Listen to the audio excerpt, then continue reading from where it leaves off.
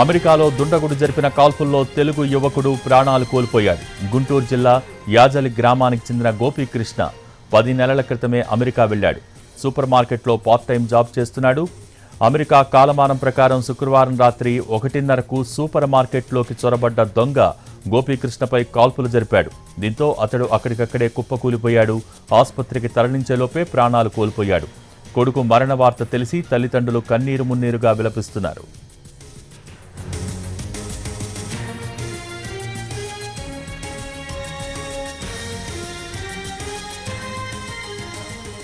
అమెరికాలో దుండగుడు జరిపిన కాల్పుల్లో తెలుగు యువకుడు ప్రాణాలు కోల్పోయాడు.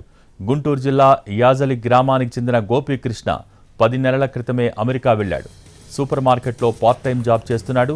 అమెరికా కాలమానం ప్రకారం శుక్రవారం రాత్రి 1:30కు సూపర్ మార్కెట్లోకి చొరబడ్డ దొంగ గోపీకృష్ణపై కాల్పులు జరిపాడు. దీంతో అతడు అక్కడికక్కడే కుప్పకూలిపోయాడు.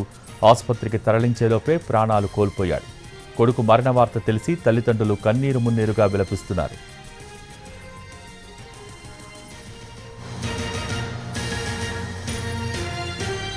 అమెరికాలో దుండగుడు జరిపిన కాల్పుల్లో తెలుగు యువకుడు ప్రాణాలు కోల్పోయాడు. గుంటూరు జిల్లా యాజలి గ్రామానికి చెందిన గోపీకృష్ణ 10 నెలల క్రితమే అమెరికా వెళ్లాడు. సూపర్ మార్కెట్లో పార్ట్ టైం జాబ్ చేస్తున్నాడు. అమెరికా కాలమానం ప్రకారం శుక్రవారం రాత్రి 1:30కు సూపర్ మార్కెట్లోకి చొరబడ్డ దొంగ గోపీకృష్ణపై కాల్పులు జరిపాడు. దీనికి సంబంధించి పూర్తి సమాచారం మా ప్రతినిధి కృష్ణ టెలిఫోన్ లైన్ ద్వారా అందిస్తారు. కృష్ణ.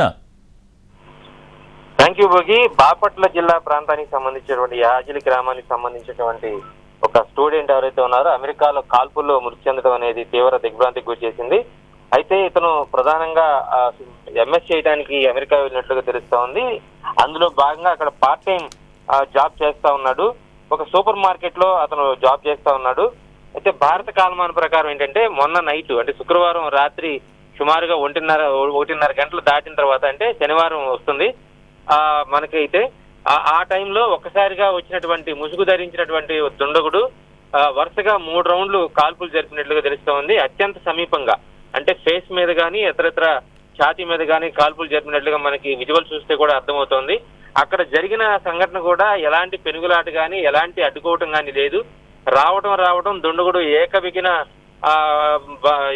దాడి చేయటం జరిగింది. ఈ దాడిలో దాసరి గోపి అక్కడికక్కడే కుప్పగూలిపోవటం, ఆ తర్వాత వచ్చినటువంటి దుండగుడు సమీపంలో ఉన్నటువంటి సొమ్మును కూడా తీసుకొని వెళ్ళటం కూడా మనకి సీసీ కెమెరా ఫుటేజ్ లో కనపడింది. సో దీంతో అమెరికాలోని అతని కొలీగ్స్ కానీ మిగతా వాళ్ళు కానీ తల్లిదండ్రులకు సమాచారం ఇచ్చారు.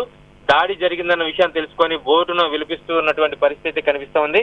అయితే ప్రస్తుతం అమెరికాలో ఉన్నటువంటి దాసరి గోపికి సంబంధించినటువంటి మృతదేహాన్ని భారత్ తీసుకొచ్చేందుకు ప్రయత్నాలు చేస్తా ఉన్నారు. అమెరికాలోని తానా గానీ ఇతర అసోసియేషన్ ఉంటాయి, వాటి ద్వారా మృతదేహాన్ని భారత్ కు తీసుకొచ్చేందుకు ప్రయత్నాలు జరుగుతూ ఉన్నాయి.